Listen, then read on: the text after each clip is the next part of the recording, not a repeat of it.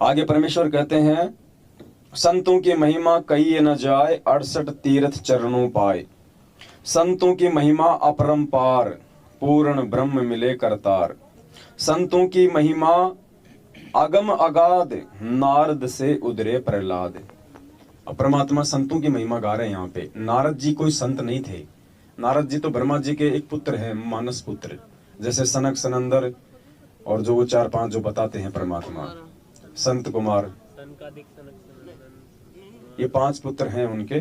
कोई बात नहीं, नाम से हमें कोई लेना देना नहीं उनके। 5 पुत्र हैं उनके। वैसे ही ब्रह्मा जी, नारद जी भी ब्रह्मा जी के मानस पुत्र हैं। तो ब्रह्मा जी कोई संत नहीं है, क्योंकि संत वो होता है जिसके पास में संपूर्ण आध्यात्मिक ज्ञान होता है, जिसके पास में पूर्ण मोक्ष मंत्र होता है, उसको संत कहते हैं। बाकी तो इस काल भगवान ने लाखों संत बैठा दिए हमारे को भ्रमित करने के लिए। तो यहां परमात्मा कहते हैं, संतों की महिमा अगम अगाध, नारद से उदरे प्रहलाद। जो प्रहलाद भगत जी थे, उनको किसने नाम दिया था? नारद जी ने। लेकिन अब ये शब्द हमें समझाएगा, क्योंकि महिमा यहाँ पे संतों की हो रही है। तो परमात्मा ने नारद जी और प्रहलाद जी का यहाँ पे जिक्र किया है। तो प्रहलाद जी को नारद जी के रूप में जो ज्ञान दिया था, जो नाम दिया था, वो संत था।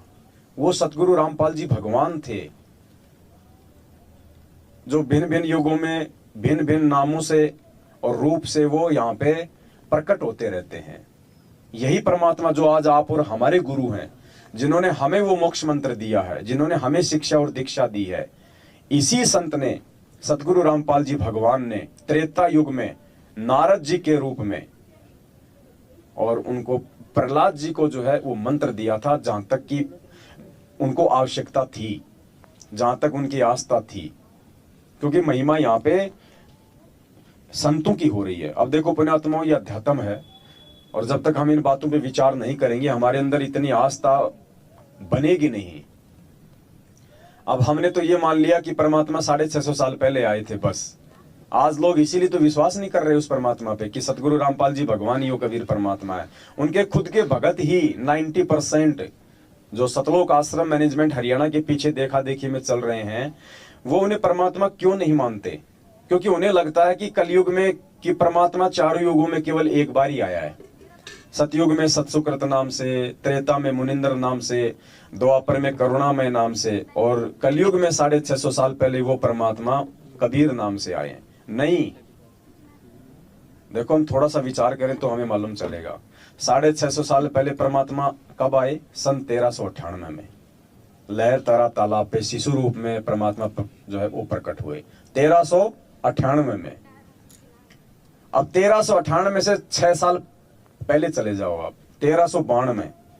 1392 में वही कबीर परमात्मा तैमूर लंग को आके मिला था, 7 पीढ़ी का राज दिया था। अब बताओ, क्या परमात्मा एक बार ही प्रकट हुआ था क्या 650 साल पहले? ये परमात्मा तो दिन में सैकड़ों बार प्रकट होता है, भिन्न भिन्न रूप बना के अपनी आत्माओं के 100 काम सारता है ये। तो परमात्मा कहते हैं, संतों की महिमा अगम अगाध, नारद से उदरे प्रहलाद।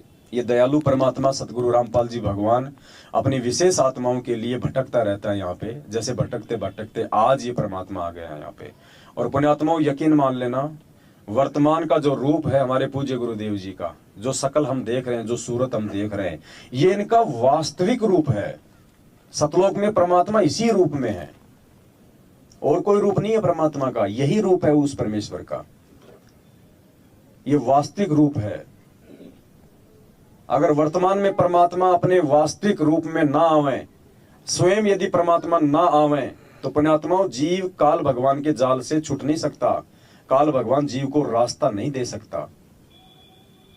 एक बात बताओ, 650 साल पहले जब मोक्ष का टाइम ही नहीं था, परमात्मा ने किसी को पार ही नहीं करना था, जब तो खुद परमात्मा आया। और आज जब मोक्ष का टाइम है तो क्या आज किसी और को भेज देगा? आज तो 650 साल पहले से भी ज्यादा जोर लगेगा। तो आज तो परमात्मा ने स्वयं ही आना था, और जब तक ये परमात्मा नहीं आएगा, स्वयं यदि वो परमात्मा ना आवे, तो एक सत्संग में गुरुजी कहते हैं कि काल भगवान हम आत्माओं को रास्ता नहीं देगा।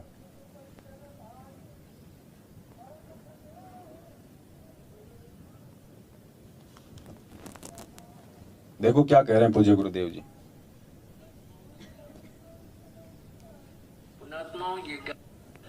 पुण्यात्माओं ये ज्ञान परमात्मा स्वयं आकर ही हमें बताते हैं।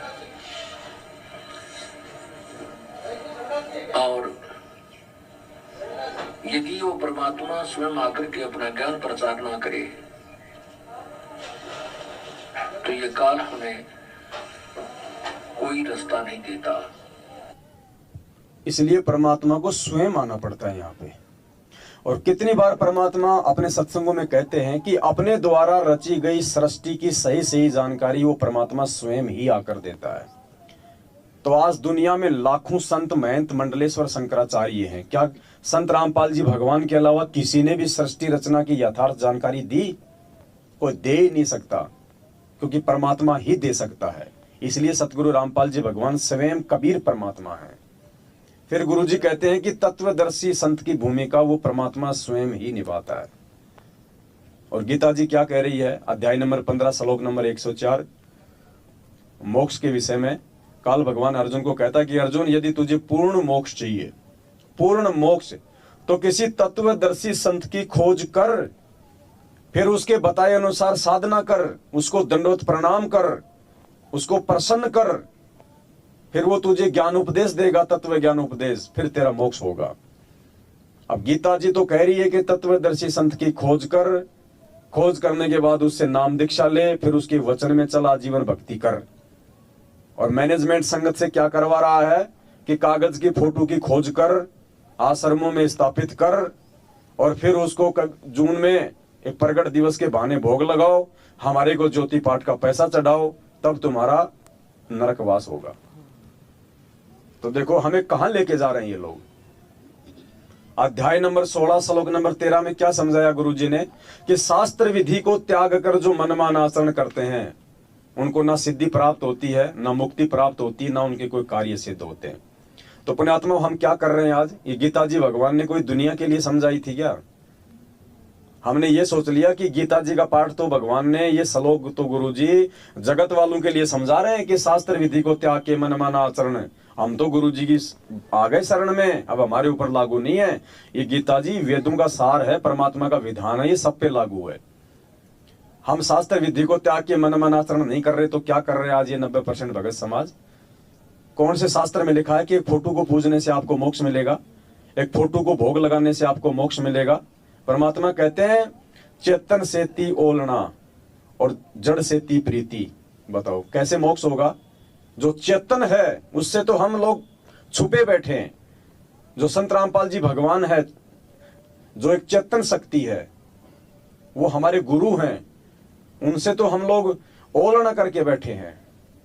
उनको तो हमने एक जीव साबित कर दिया कि मां के गर्भ से आया है। उनका तो 8 सितंबर को मनवस लोगों ने जन्मदिन मनाना शुरू कर दिया और जड़ से ती उन्होंने प्रीत लगा ली। वो जड़, वो कागज की फोटो, वो जड़ है।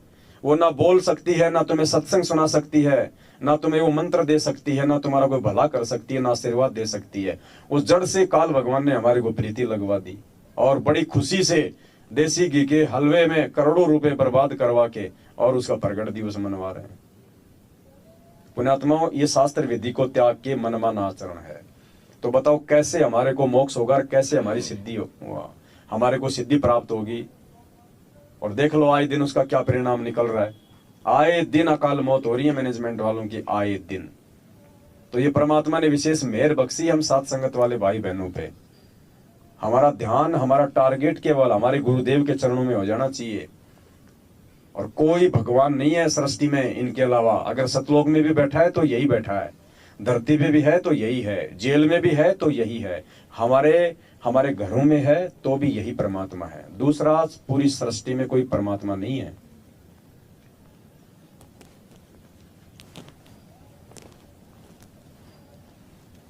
तो परमात्मा ने संतों की महिमा में बड़े विस्तार से हमें समझाने का प्रयास किया है।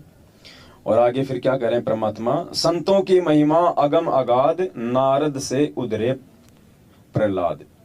ध्रुव भेटे नारद निर्वाण, अमरापुरी पर रचे विमान।